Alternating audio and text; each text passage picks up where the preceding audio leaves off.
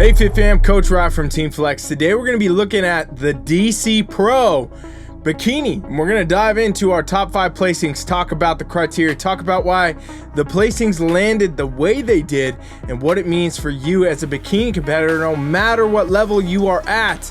And that's exactly what we do on this channel. So if you're new here, subscribe, hang out with me, and let me know what you think of the channel. All right, let's take a look. So first we're going to start with our top 3 ladies in the pro bikini category here.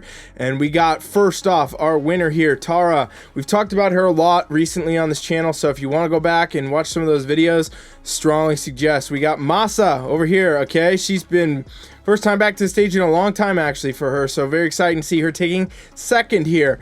And then over here we got Ulia taking third. We've seen her a lot at recent pro events. A lot of the pro bikini competitions right now have a lot of the same names. So if you've been following along with me, you're probably starting to become a professional of who's what yourself at this point, okay?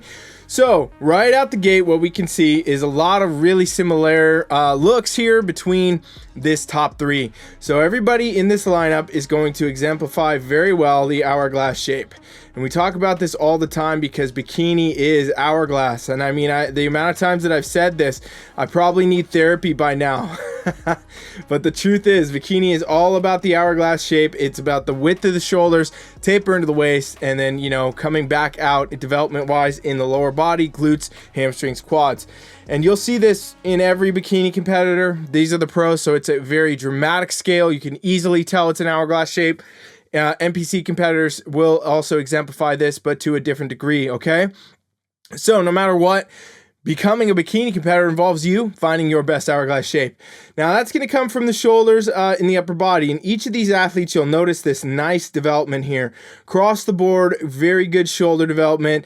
And really for bikini, this comes down to that rounding effect. You don't want to have like cannonball delts where you got these huge shoulders, but you do want to show the judges, hey, I got some shape up here. I'm training the upper body. I'm still a bodybuilder, even though I'm a bikini competitor, and I'm hitting the shoulders. So Tara, I think, does have the best shoulders in this lineup as far as overall development goes. You can really see her front delt coming through, lateral delt coming through, and in the back we'll see the rear.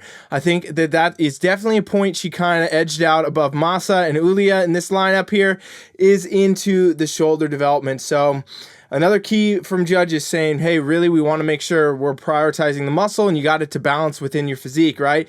And it's not to say that, you know, Masa or Ulia doesn't have that shoulder development. They do, but it does match differently on their physiques, right? So we can see pretty comparable in the shoulders as far as size goes for our second and our third place.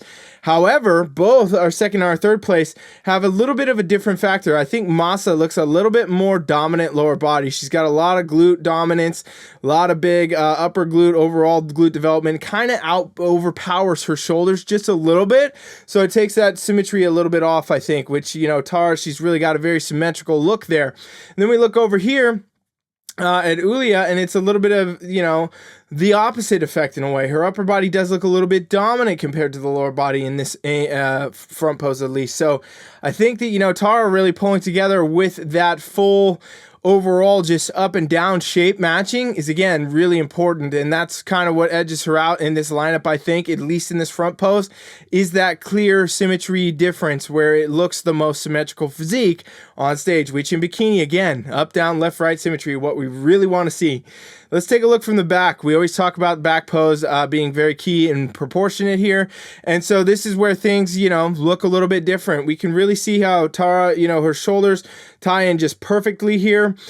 Tapers in nicely. Upper glute very developed. Overall glute really pronounced. Tie in showing just perfect level of conditioning. That slight separation, but no striation, no deep cuts.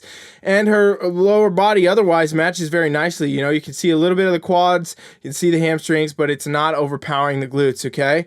And so she's very, very symmetrical here, you guys. Looking at this, up, down, you know, very symmetrical. The shoulders match the glutes. Everything is matching here. Again, I think that's how she edges out and takes the win here. Now, when we look over here at Masa, you know, it's a little bit of a different effect where we get to see, okay, she's still got that shape. She's still got all this. Tapers in nicely. Everything's good.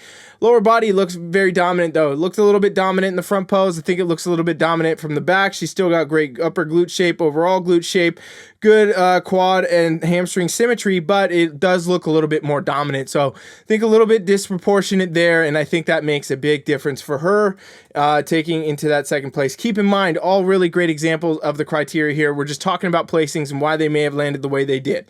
All right, and looking over here now at Ulia, she does draw in the shoulders. Everything's good, nice taper, and it's interesting how, you know, in the front pose, her glutes, you know, they look a little bit downsized, and in the back they start to kind of look a little bit upsized, but still you can just tell not as much development here overall in the upper glute or overall glutes, and her quads look a little bit bigger than they should. So I think a little bit of a proportion thing for her to kind of work on to perfect that look. Now let's take a look at our fourth and our fifth in this lineup, and I'll leave Tara right in the middle here, and we get to look at that as the example, the class win, and we'll move down the ranks a little bit here into Marieva. Okay, we talk about her a lot on this channel, and also Huyen, we talk about her a lot as well. So a lot of our top 5 bikini pros. So keep that in mind. If we've talked about these people on this channel many times prior, it's a pretty good indicator that they're landing themselves in the top 5s at pro shows. Really good examples of criteria and things you can look at to take with you. Okay, so looking at Marieva, a very good physique overall, good shoulder development, good taper into the waist, nice flat stomach, everything that you want to see on a bikini competitor. Lower body looks very dominant to me. Okay, I think that's a big thing for her. We've talked about this before. A lot of glutes, a lot of quads, a lot of hamstrings, but you know, really the glute is kind of overpowering the upper body in this shot. So still fits criteria good enough to get into the top 5 here, but you know, it's landing her in 4th place here, and I think that's a factor. And looking at Huyen, same kind of thing really. She's got good shape, maybe conditioning could have been a little bit tighter overall. You can see a little bit of distension just in the midsection, but lower body again, you know, kind of like Marieva, very dominant look. So it looks a little bit bottom heavy here, and this is what we start to see, you know, when judges are saying, hey, symmetry in bikini, we want more symmetry, we want more symmetry.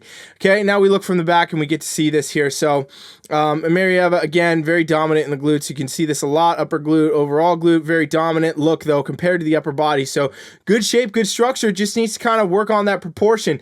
And same thing over here with Huyen. She's kind of really just got to get that balance up and down a little bit better, and maybe even improve her conditioning just a tad, and that's going to stand up, right? When you look at this back pose, the difference between our first place here, Tara, and then our 4th and our 5th, it does look vastly different, right? Tara's much more symmetrical, a lot of, you know, really dense muscle there, showing a lot of shape, really good condition, but not overdone anywhere. The balance is perfect, and that's why she's obviously taking the win. So bikini competitors out there, remember to work on your muscle balance, work on your structure, work on your shape, work on that balance, up, down, left, right, and get the hourglass.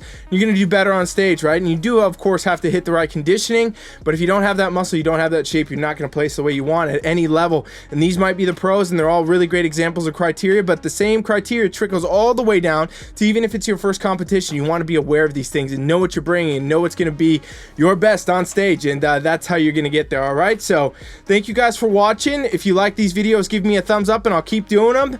Coach Rye is out.